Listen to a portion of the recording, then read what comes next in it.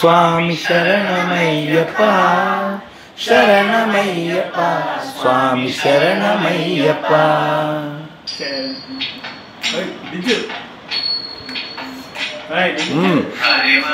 సనం విశ్వమోహనం హరితదీశ్వరం హరివిమర్దనం స్వామి చింత్యనర్తనం హరిహరాసనం స్వామి దైవమాశ్రయే శరణమయ్యప్ప స్వామి శరణమయ్యప్ప శరణమయ్యప్ప స్వామి శరణమయ్యప్ప.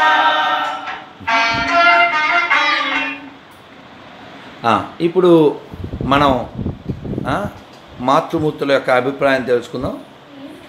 ప్రారంభం మీరు చెప్పండి.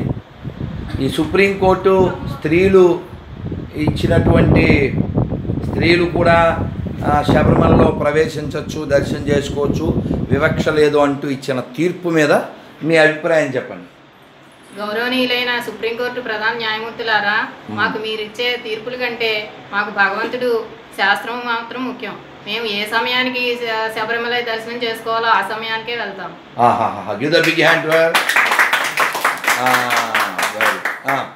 మీరేం చెప్పదలిచారమ్మాయి?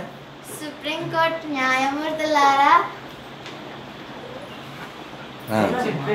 సిగ్గుపడకూడదనా? మళ్ళీ గౌరవనీయులైన సుప్రీంకోర్టు న్యాయమూర్తులారా, చెప్పినాను.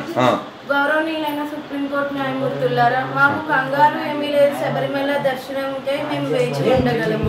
Very good. మీరు చెప్పండి. గౌరవమైన సుప్రీంకోర్టు న్యాయమూర్తులారా, మీకు ఈ భారతదేశంలో కేవలం ఈ శబరిమల దొరికితే సమస్యగా కనిపిస్తుంది. Wonderful wonderful wonderful. ఇప్పుడు పురుషులు కూడా దీని మీద అభిప్రాయం చెప్పచ్చు. చెప్పండి. గౌరవనీయులైన సుప్రీంకోర్టు న్యాయమూర్తుల వారికి శబరిమల దేవస్థానం వారు ఎన్నాళ్ళు పెట్టో ఈ మాతల విషయంలో ఎప్పుడు వెళ్ళాలి, ఎప్పుడు చెయ్యాలి అని పెద్ద పెద్ద స్వామీజీలు పురాణ ప్రకారం ఆ ఆలయ ప్రవేశానికి అనుమతిస్తారు. కావున భారతదేశంలో ఉన్న ఏ మాత అయినా సరే స్వామివారిని చూడటానికి ఆయా సమయాల్లో వెళ్ళటానికి అందరూ కూడా సిద్ధంగా ఉన్నారు. కావున దీన్ని పెద్దదిగా చేసి వాతావరణాన్ని కలుషితం చేయకుండా ఉంటారని కోరుకుంటున్నాను.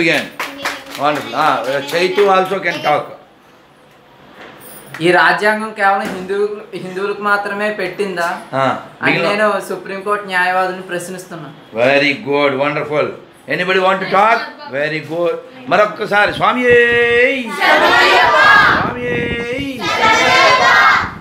సో ప్రియా న్యాయమూర్తులారా, విన్నారు కదా, దేశంలో కోట్ల సమస్యలు ఉన్నాయి.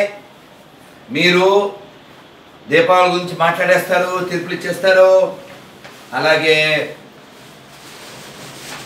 నవరాత్రుల్లో డిటిఎస్ సౌండ్స్ గురించి మీరు తీర్పులు ఇచ్చేస్తారు. లేకపోతే గణపతి మట్టి విగ్రహాల గురించి మాట్లాడతారు. వాటర్లెస్ హోలీ గురించి మాట్లాడతారు. చాలా మాట్లాడతారు. కేవలం హిందువులకు సంబంధించిన వాటి గురించే మాట్లాడుతుంటారు.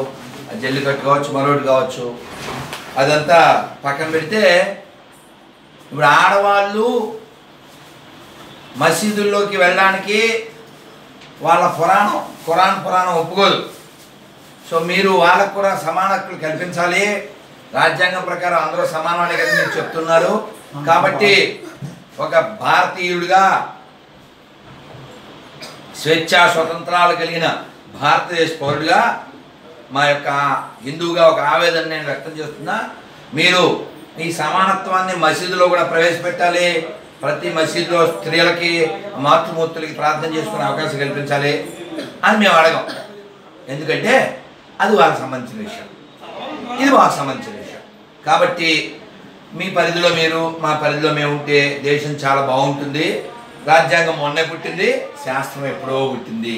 కాబట్టి మీరు మా మనోభావాలను గౌరవిస్తారని, ఇంతమంది స్త్రీలు వాళ్ళంతా కూడా దర్శనానికి వేచి చూస్తామని వాళ్ళు చెబుతూ ఉన్నారు.